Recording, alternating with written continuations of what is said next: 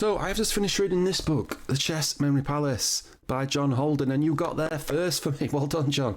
Well, I tried to crack the Memory Palace technique in terms of chess because I was someone who was interested in Memory Palace techniques, and I memorised packs of playing cards and things like that. But I thought, how can I memorise hundreds and hundreds of items easily using the Memory Palace? Yet when I come to my chess openings, I'm like forgetting stuff on move 4. Absolutely crazy.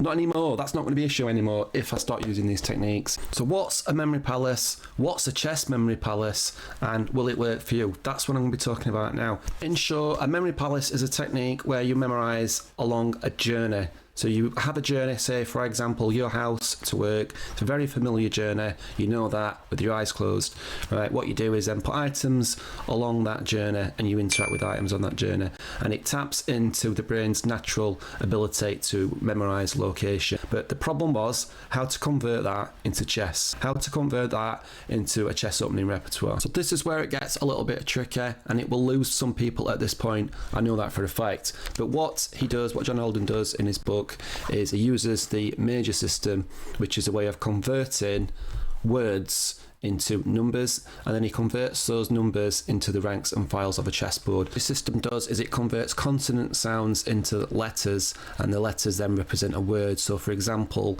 the word shark would be sh. You'd ignore the vowels. The sh sound would be the F file, and the R would represent 4. So that'd be sh. Arc, shark would represent F4 in that position. Right, and you wouldn't have to memorise the word shark as representing F4, you just do shark. You see a picture of a shark, an image of a shark along a journey, and you go sh. That's F. R sound, ignoring the A, becomes 4, so F4.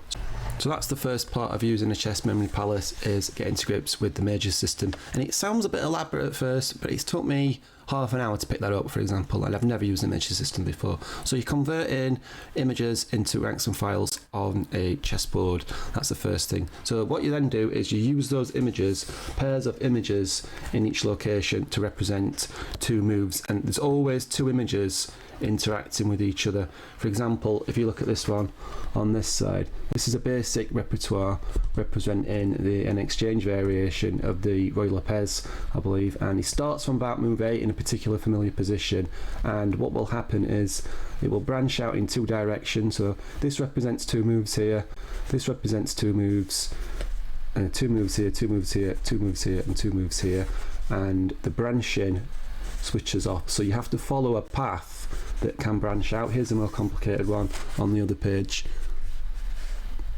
Right, so you can do going into a train station, for example, in different directions depending on your opponent's move. But let's just stick to this one first because it's a bit easier to understand.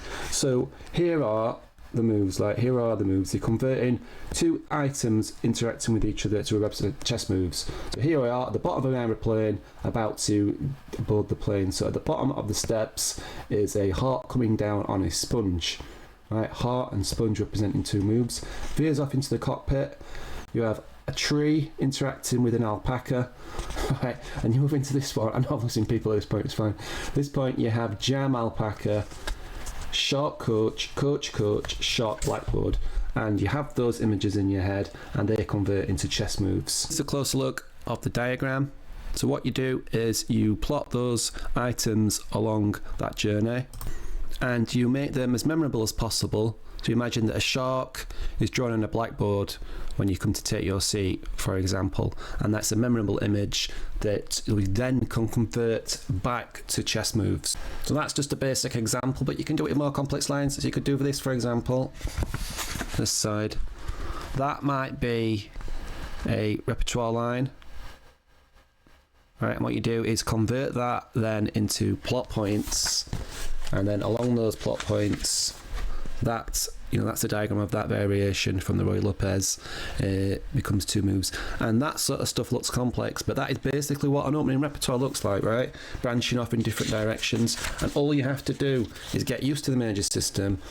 Right, and then it becomes second nature, the images become second nature, and then plot out your opening repertoire like that, and then pick a suitable place, a suitable journey to do that. So you do need to buy the book. There's more complex stuff in here about how to move, which particular piece to move to a position, which I'm not going to touch on in this video, but overall This is not going to be for everybody, I know it's not, but for those who are interested in memory palace techniques, this could be revolutionary in terms of memorizing your chess opening. And of course, it's not just about memorizing an opening, right? You obviously need to know the plans and the ideas behind that opening. That goes without saying, but you still have to remember the opening as well. It kind of goes together. So let me know what you think. So I'm going to go and memorize something from my repertoire using this technique, and I will post another video in a week's time, week or two's time, letting you know how I got on with this. Thanks for watching.